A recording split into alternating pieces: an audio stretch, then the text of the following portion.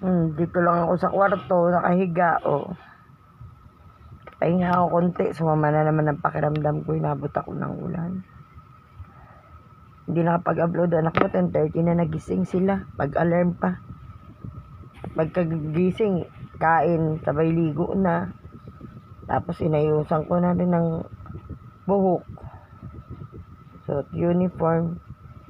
Sabay-sabay kami ng ate niya pagpunta sa school. Diretso pa akong barangay, nagpapirma ako. Kaya nag-upload ako kanina, hindi ko ma-upload. Hindi ko alam kung bakit. Pina-upload ko na lang kay Grace.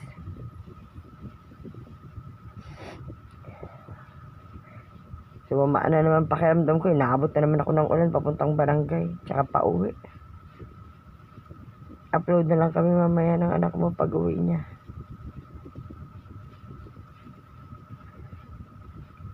Sige na. Sakit ng ulo ko. Basang-basa ako ng ulan pag uwi.